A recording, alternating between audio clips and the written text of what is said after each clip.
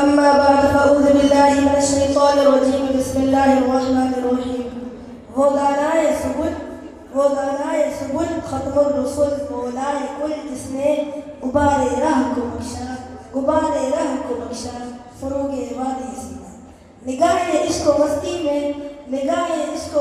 میں وہی اول وہی آخر وہی یاسین وہی طٰہٰ وہی قرآن اسٹیج پر دربار فروز علماء دی وقار معزز مہمانان گرامی معزز حاضرین السلام علیکم ورحمۃ اللہ وبرکاتہ۔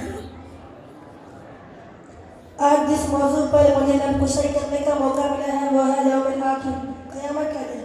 عزیزان گرامی، قیامت کے دن کو یوم معلوم بھی کہا گیا ہے، اس لیے کہ اس کا قائم ہونا ظاہر واضح ہے۔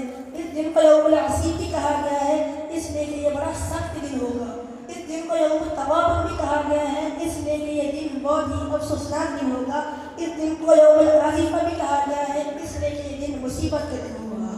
اس دن کو یوم الطلاق بھی کہا گیا ہے، اس لیے کہ یہ سارے لوگوں کے ملنے کا دن ہوگا۔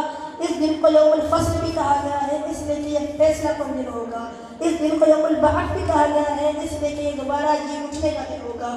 اس دن کو یوم الجمع بھی کہا گیا ہے، اس لیے کہ اس دن تمام لوگ جمع کر دیے جائیں گے۔ یہی وہ دن ہے جس دن کو یوم القیامہ بھی کہا جاتا ہے، اس لیے کہ یہ مردوں میں کھڑے ہونے کا دن ہوگا۔ یہی وہ دن ہے جس دن آفتاب دھندلا جائے گا، ستارے ٹوٹ جائیں گے۔ یہی وہ دن ہے جس دن سور بھونکا جائے گا۔ یہی وہ دن ہے جس دن نگاہیں کھیرا ہو جائیں گی، سورج پہ نور ہو جائے گا، پہاڑ ریزہ ریزہ ہو جائیں گے، یہی وہ دن ہے جس دن آسمان لپیٹ دیا جائے گا، زمین سمیٹ دی جائے گی، زمین اپنا بوجھ نکال پھینکے گی۔ یہی وہ دن ہے جس دن کی حشمت و طوالت بچوں کو بوڑھا کر دے گی۔ یہی وہ دن ہے جس دن دنیا دولت نہ کام آئے گی۔ یہی وہ دن ہے جس دن صرف صداقت کام آئے گی۔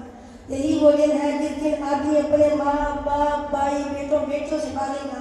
یہی وہ دن ہے گناہگار شخص اپنے ہاتھوں کو ندامت کی وجہ سے کاٹ ڈالے گا۔ یہی وہ دن ہے انسان خاموش ہوگا مگر اس کے اعضاء بولیں گے۔